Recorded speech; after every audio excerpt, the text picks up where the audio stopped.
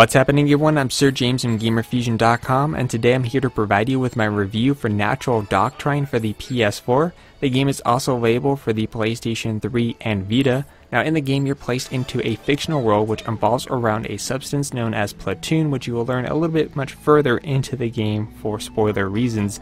Now, in the game, you start off your adventure by completing your training. You end up going up on missions for a hired mercenary, but along your adventures, you end up discovering a new type of creature that was never once before seen. You find out that the creature is actually planning on a massive attack, which now you're on a plan to protect the city of Feste from destruction.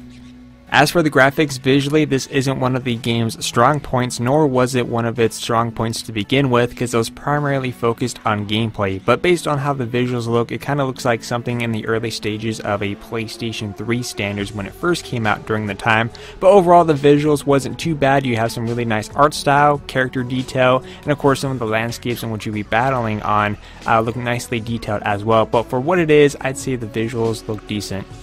Now, as we get to the gameplay, this is where the strongest aspect for this title is, and you can tell because the main primary focus for this title is on its gameplay and replayability.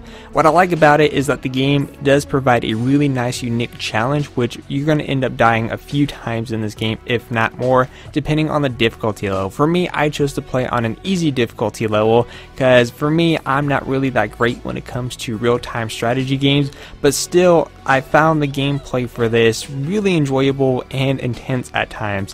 What's cool about it is that if you happen to fail on a mission or died several times, the game comes at you with some tips and tells you not to give up and to rethink your strategy. It's like, okay, maybe what you did last time wasn't the smartest thing to do, so what can you do to change it up where you might work for you the next time?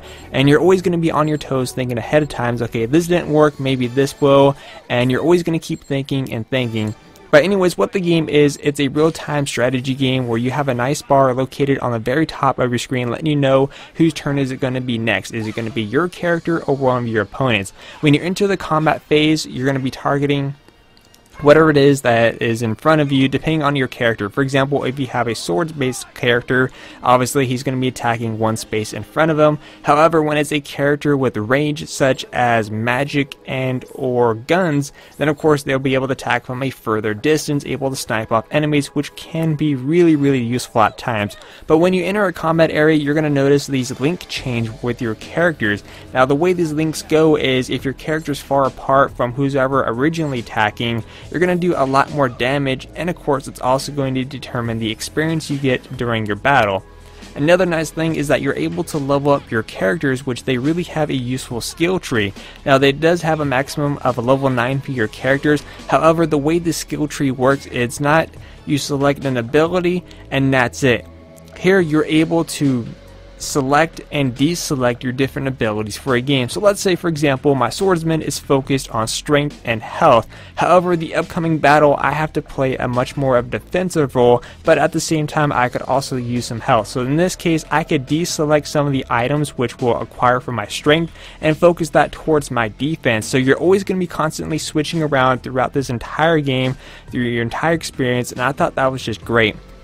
Now, of course, the game does offer its dungeon loots where you'll be able to go in, not only attack all kinds of different creatures, but you're going to find hidden passageways. At first, in the beginning of the game, you're going to find out you can't really do that because your characters are not strong enough, but you're going to come back to replay it again to find out if there's something there that was worth valuable, because they obviously had a huge giant ogre defending that location, so there must be something in that chest behind them. But overall, the gameplay was very solid, and the game does offer a multiplayer aspect where you can fight against players or even cooperatively, which I highly recommend the co-op portion because that's going to be a really nice experience.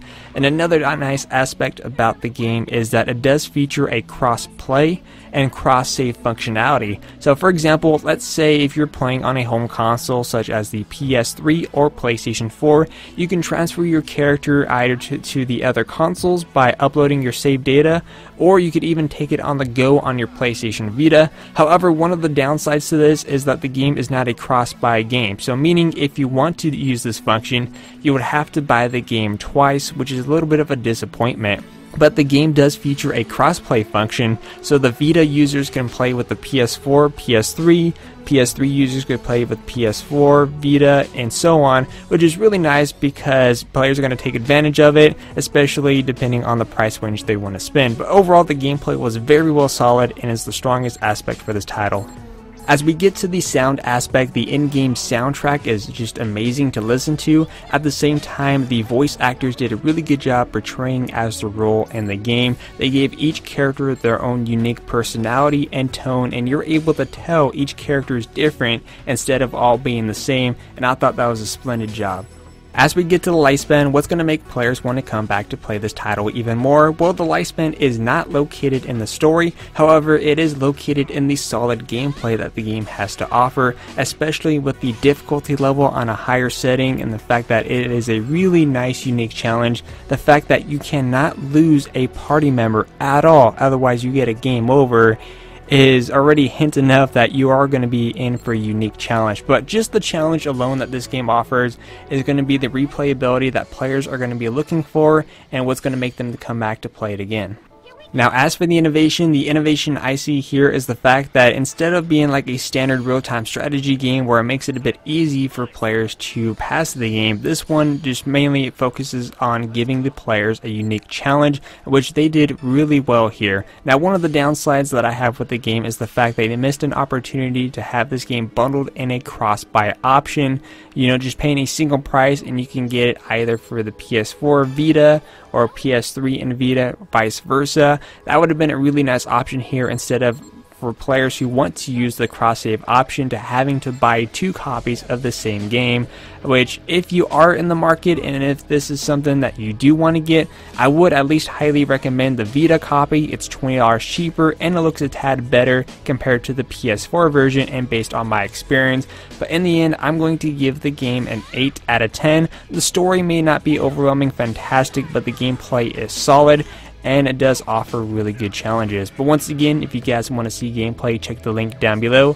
I'm Sir James from Gamerfuzion, and always remember guys, Gamerfuzion empowers your gaming.